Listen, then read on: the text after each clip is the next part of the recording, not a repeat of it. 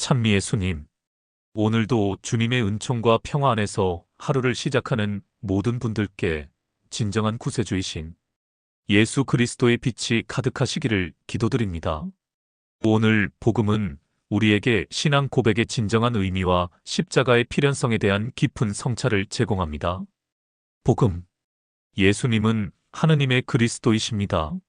사람의 아들은 반드시 많은 고난을 겪어야 한다. 루카가 전한 거룩한 복음입니다. 그때 예수님께서 혼자 기도하실 때에 제자들도 함께 있었는데 그분께서 군중이 나를 누구라고 하느냐? 하고 물으셨다. 제자들이 대답하였다. 세례자 요한이라고 합니다. 그러나 어떤 이들은 엘리야라 하고 또 어떤 이들은 옛 예언자 한 분이 다시 살아나셨다고 합니다. 예수님께서 다시 그러면 너희는 나를 누구라고 하느냐? 하시자 베드로가 하느님의 그리스도이십니다. 하고 대답하였다. 그러자 예수님께서는 제자들에게 그것을 아무에게도 말하지 말라고 엄중하게 분부하셨다. 예수님께서는 이어서 사람의 아들은 반드시 많은 고난을 겪고 원로들과 수석 사제들과 율법 학자들에게 배척을 받아 죽임을 당하였다가 사흘 만에 되살아나야 한다. 하고 이르셨다. 주님의 말씀입니다. 그리스도님 찬미합니다.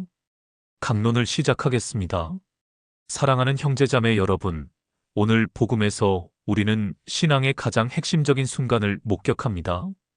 베드로의 위대한 신앙 고백과 바로 이어지는 예수님의 십자가 예고.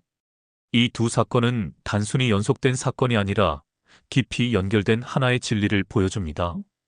진정한 그리스도를 고백하는 것은 십자가를 받아들이는 것과 분리될 수 없다는 진리입니다. 먼저 오늘 복음의 배경을 자세히 살펴보겠습니다. 예수님께서는 혼자 기도하실 때 제자들과 함께 계셨습니다. 이는 단순한 모순이 아닙니다. 예수님께서는 하느님 아버지와의 깊은 일치 속에서 기도하시면서도 제자들을 가르치고 인도하시는 사명을 동시에 수행하고 계셨습니다. 이런 상황에서 예수님께서는 제자들에게 가장 중요한 질문을 던지십니다. 군중이 나를 누구라고 하느냐? 라는 첫 번째 질문을 통해 예수님께서는 당시 사람들의 다양한 견해를 확인하십니다.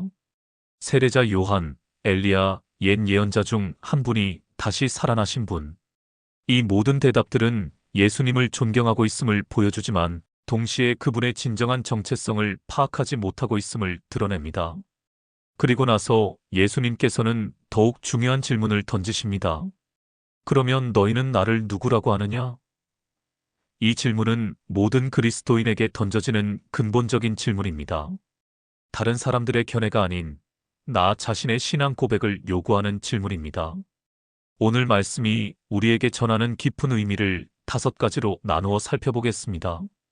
첫째는 진정한 신앙 고백의 본질, 둘째는 십자가 예고의 필연성, 셋째는 침묵 명령의 의미, 넷째는 고난과 부활의 연결성, 다섯째는 현대 그리스도인들이 빠지기 쉬운 착각입니다.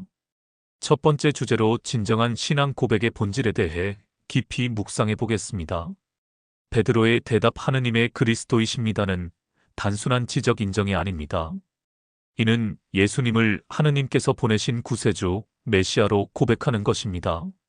그리스도라는 말은 기름 부음을 받은 자, 즉 하느님께서 특별히 선택하시고 파견하신 구원자를 의미합니다. 이 고백은 베드로 개인의 깨달음이면서 동시에 성령의 계시입니다.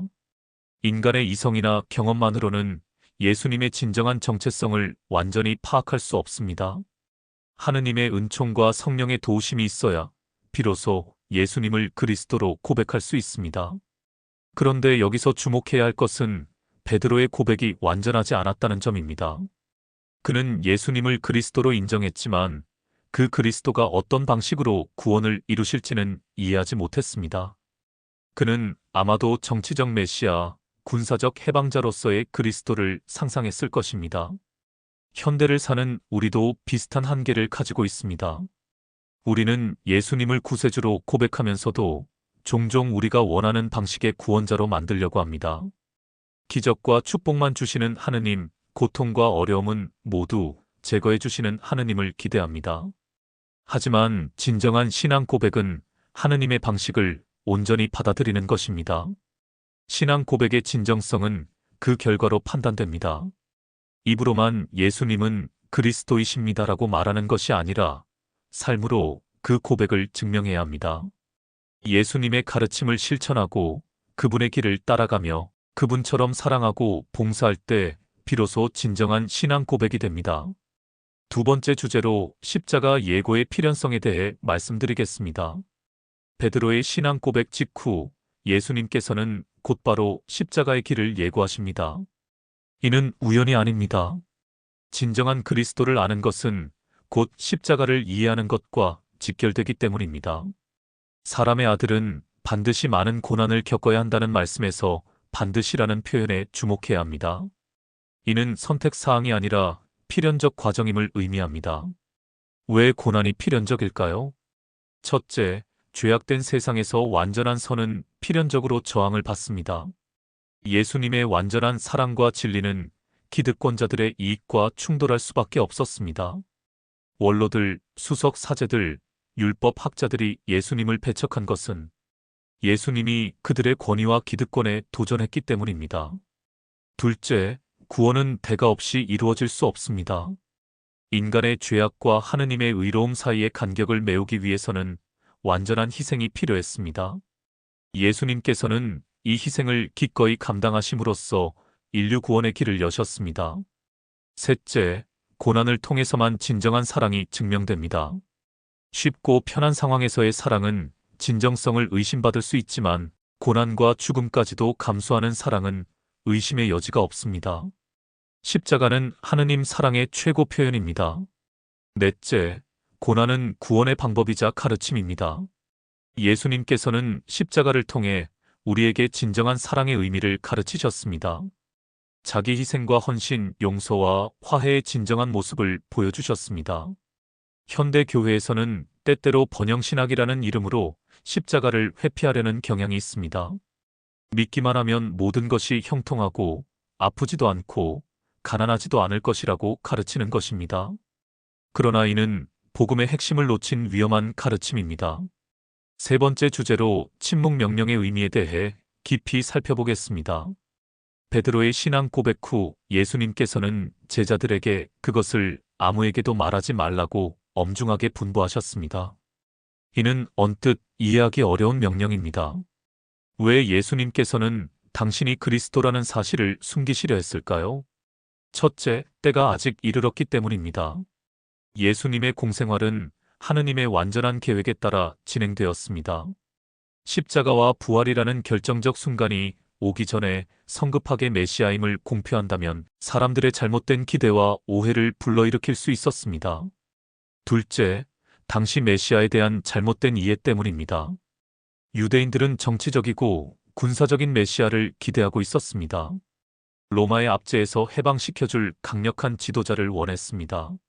만약 예수님이 메시아라는 소식이 퍼진다면 사람들은 그분을 정치적 왕으로 추대하려 할 것이고 이는 하느님의 구원 계획과 전혀 다른 방향입니다. 셋째, 십자가 없는 그리스도는 진정한 그리스도가 아니기 때문입니다. 예수님께서는 고난과 죽음 그리고 부활을 통해서만 완전한 그리스도가 되십니다. 그 과정이 완료되기 전에는 그리스도로서의 사명이 온전히 드러날 수 없었습니다. 넷째, 진정한 깨달음은 점진적으로 일어나기 때문입니다. 제자들조차 아직 십자가의 의미를 이해하지 못했습니다. 성급한 공개는 오히려 더 큰 오해와 혼란을 가져올 수 있었습니다. 이 침묵 명령은 현대의 우리에게도 중요한 교훈을 줍니다. 우리의 신앙 역시 때로는 조용하고 겸손한 증거가 필요합니다. 성급한 선포보다는 삶으로 보여주는 증거가 더 강력할 때가 있습니다. 네 번째 주제로 고난과 부활의 연결성에 대해 말씀드리겠습니다. 예수님의 십자가 예고에서 주목할 점은 고난과 부활이 하나의 과정으로 제시된다는 것입니다. 죽임을 당하였다가 사흘 만에 되살아나야 한다는 말씀은 죽음과 부활을 분리된 사건이 아닌 연속된 구원 사건으로 설명합니다. 고난 없는 부활은 있을 수 없습니다.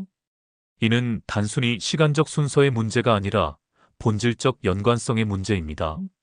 부활의 영광은 십자가의 고난을 통과해야만 온전한 의미를 갖습니다. 이는 우리의 신앙생활에도 동일하게 적용됩니다. 우리가 겪는 어려움과 시련은 단순한 불행이나 우연이 아닙니다. 그것은 우리를 더 깊은 믿음으로, 더 성숙한 사랑으로 이끄는 과정입니다. 십자가 없이는 부활을 체험할 수 없습니다. 현대 사회는 고통을 철저히 회피하려 합니다. 조금만 힘들어도 포기하고 약간의 불편함도 참지 못합니다. 그러나 그리스도인에게 고난은 회피해야 할 적이 아니라 성장의 기회입니다. 물론 모든 고통이 의미가 있다는 말은 아닙니다. 불의한 고통, 인간의 악행으로 인한 고통은 당연히 거부하고 개선해야 합니다. 그러나 신앙의 성장을 위해, 사랑의 완성을 위해 필요한 고난은 기꺼이 받아들여야 합니다. 예수님께서 사흘 만에 되살아난다고 하신 것도 의미가 있습니다. 사흘은 완전함을 나타내는 상징적 숫자입니다. 고난이 영원히 계속되지 않으며 하느님의 때에 반드시 부활과 영광이 뒤따른다는 약속입니다. 다섯 번째 주제로 현대 그리스도인들이 빠지기 쉬운 착각에 대해 말씀드리겠습니다. 많은 현대 그리스도인들이 베드로와 같은 착각에 빠져 있습니다. 예수님을 그리스도로 고백하면서도 십자가는 거부하는 착각입니다. 이런 착각은 여러 형태로 나타납니다. 첫째, 축복만 원하는 신앙입니다. 하느님께 기도하면서 건강과 성공, 물질적 풍요만 구합니다. 어려움이나 시련이 오면 하느님이 자신을 버렸다고 생각하거나 신앙을 의심합니다. 이는 하느님을 자신의 욕망을 채워주는 도구로 전락시키는 것입니다. 둘째, 편안함만 추구하는 신앙입니다. 신앙생활에서도 편안하고 즐거운 것만 찾습니다. 조금만 불편하거나 어려워도 피하려 합니다. 희생이나 봉사, 자기 포기는 생각하지 않습니다. 셋째, 영광만 바라는 신앙입니다. 부활과 영생, 천국의 영광은 간절히 바라면서 그 과정에서 필요한 죽음과 포기는 받아들이지 않습니다. 십자가 없이 부활을 얻으려 합니다. 넷째, 이기적인 신앙입니다. 자신의 구원에만 관심이 있고 다른 사람들의 구원이나 사회의 정에, 약자에 대한 관심은 없습니다.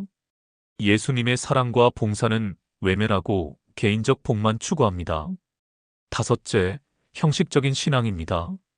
외적인 종교 행위는 열심히 하면서 내적인 변화는 거부합니다.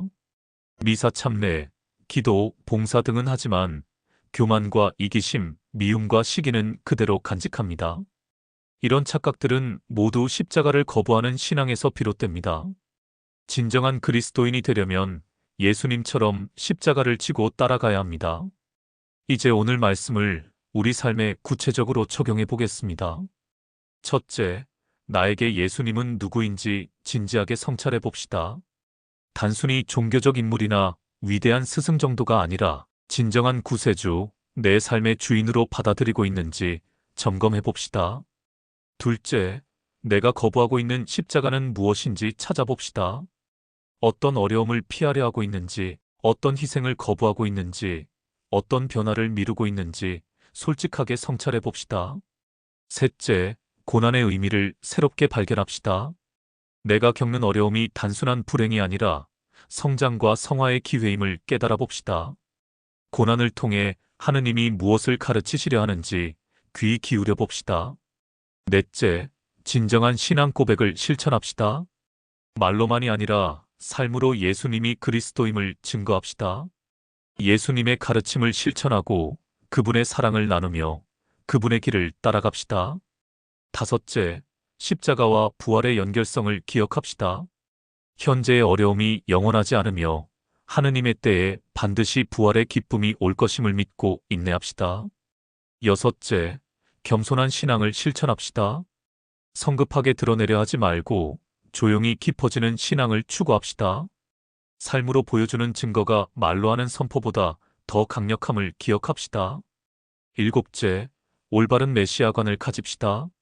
내가 원하는 방식의 구세주가 아니라 하느님이 보내신 참된 그리스도를 받아들입시다. 십자가의 그리스도, 고난받는 종의 모습으로 오신 메시아를 받아들입시다. 마지막으로 함께 기도합시다. 참된 그리스도이신 예수님, 저희가 주님을 올바로 고백하고 온전히 따를 수 있도록 도와주소서. 저희의 이기적인 기대와 편협한 바람을 버리고 주님이 걸어가신 십자가의 길을 기꺼이 걸어갈 수 있게 하소서. 저희가 고난을 두려워하지 않고 어려움 속에서도 주님의 뜻을 찾을 수 있는 지혜를 주소서. 축복만 구하는 이기적 신앙이 아니라 십자가도 기꺼이 지는 성숙한 신앙으로 성장하게 하소서. 베드로처럼 용기 있는 신앙 고백을 하면서도 베드로의 한계를 뛰어넘는 온전한 깨달음을 얻게 하소서. 주님의 고난에 동참하여 주님의 부활에도 함께할 수 있게 하소서. 사랑하는 형제자매 여러분, 오늘 하루도 십자가의 그리스도와 함께 걸어가시기 바랍니다. 어려움을 회피하지 말고 그 속에서 하느님의 뜻을 발견하시기를 간절히 기도드립니다. 하느님께서 여러분에게 십자가를 지고 갈 용기를 주시고 그 십자가 너머에 있는 부활의 기쁨을 미리 맛보게 해주시기를 빕니다. 진정한 그리스도인으로서 이 세상에 십자가의 사랑을 증거하는 복된 하루가 되시기를 축원합니다. 아멘.